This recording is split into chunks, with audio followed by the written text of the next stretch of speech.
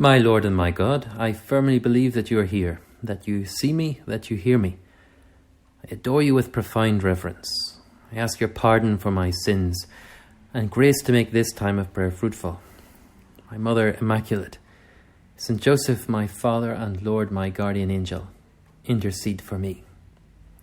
Mary and Joseph, we have prayed to you as we began this meditation, and as I'm praying this now with you, I'm looking into a little crib sitting on my desk with little figures arranged around a little empty manger. And we have the cows and the oxen, and everybody's looking at this empty manger waiting on the baby Jesus coming. And these days are great. We are experiencing the joy of excitement as we anticipate Christmas time coming. And so, Lord Jesus, we want to make these days really count as the last few days in which we can prepare to celebrate Christmas well. We know it's going to be different this year, but Christmas is Christmas, and you always come and you bring your grace and peace in a world that is troubled, a world that needs you now more than ever. So we want to make sure that all the joys that await us, that we grab them with both hands and we can really celebrate them. It's 3 days until Christmas, 3 more sleeps. And it's officially 2 more days until all the men will go out and buy their Christmas presents. So there's plenty to do in these days. But it's not all about presents. It's actually about receiving. And today in our readings from the Mass, we have 2 very beautiful hymns of praise from women who have received from God's abundance. And one of the nice things about today is that in our gospel we hear the voice of your mother, Jesus, and she is taking us by the hand and bringing us towards Bethlehem with this hymn of praise. Praising you, God, for all the wonderful things you have done for us is something that we really ought to reflect on very deeply as we come towards Christmas. Not just that first Christmas in Bethlehem, but everything that you have done since the creation of the world, in fact, right up until this very moment. What we have received personally and collectively from you merits praise and worship. And we have, in fact, 2 voices in the readings today helping us to praise you. The first is Hannah in the first reading and in the Psalm. It's a really beautiful reading coming from the first book of Samuel. Hannah was a woman who had suffered an awful lot because she was barren, she had no children. And she was the second wife of Elkanah, because in those days, let's say, marriage was a little bit different to it is now. And the other wife of Elkanah, Peninnah, used to tease her because she had lots of children and Hannah had none. And Hannah really felt this very deeply, this lack in her life of no children. And so whenever she would go up with the whole family to pray before the Lord in the sanctuary, she prayed very fervently that the Lord would remove this great burden from her life and that she could feel complete in a sense, that she could have a child.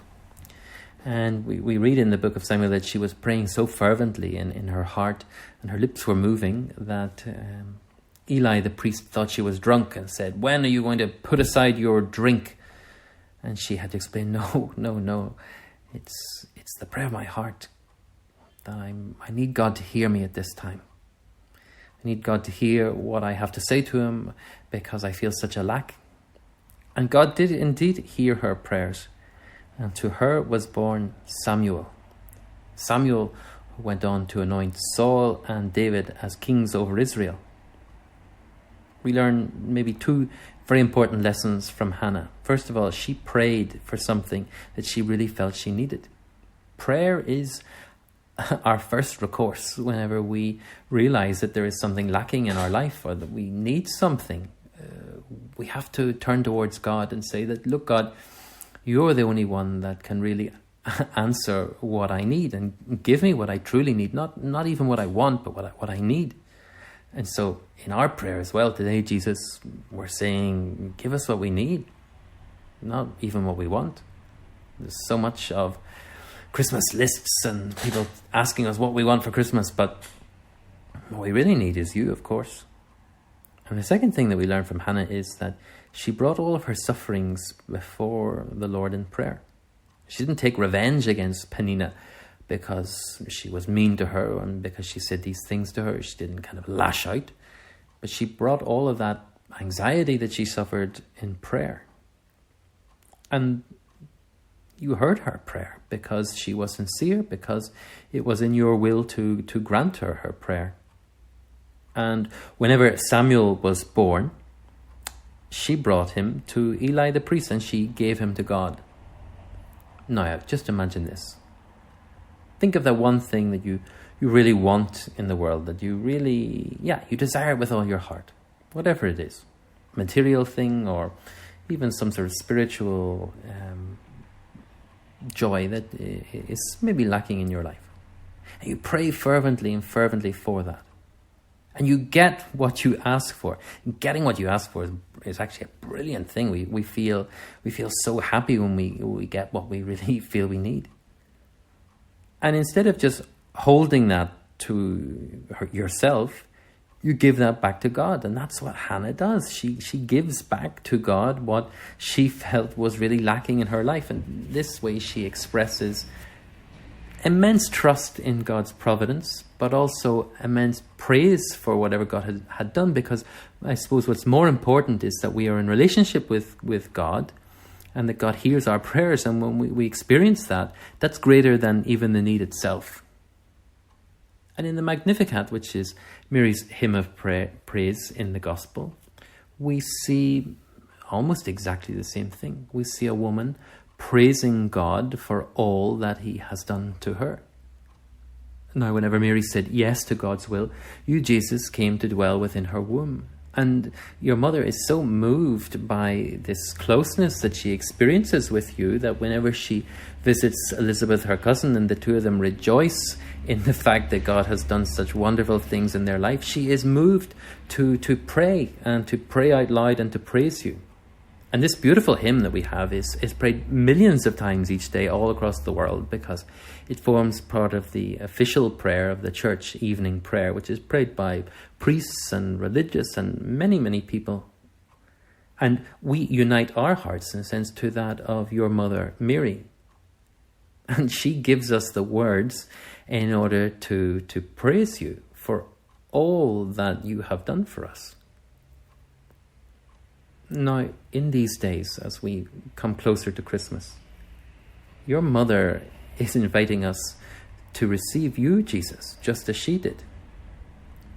And all the prayer that we make to God in these days is preparing that path to open up our hearts to receive grace, but just to receive you, not even as a little tiny baby that we put in the crib, but to receive you as the center of our lives.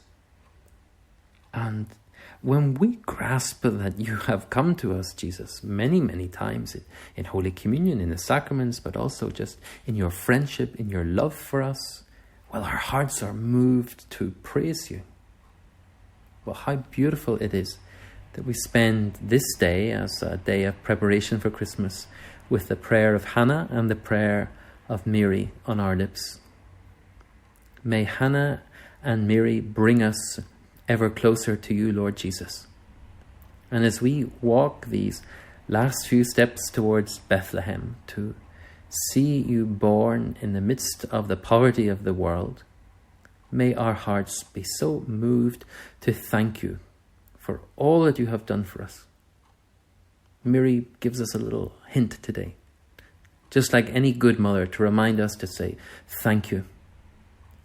And help us above all else, Mary and Hannah, to realize that the most wonderful gift that we will ever receive is you, Jesus. I give you thanks, my God, for the good resolutions, affections, and inspirations that you have communicated to me during this meditation. I ask your help to put them into effect. My Mother Immaculate, Saint Joseph, my Father and Lord, my guardian angel, intercede for me.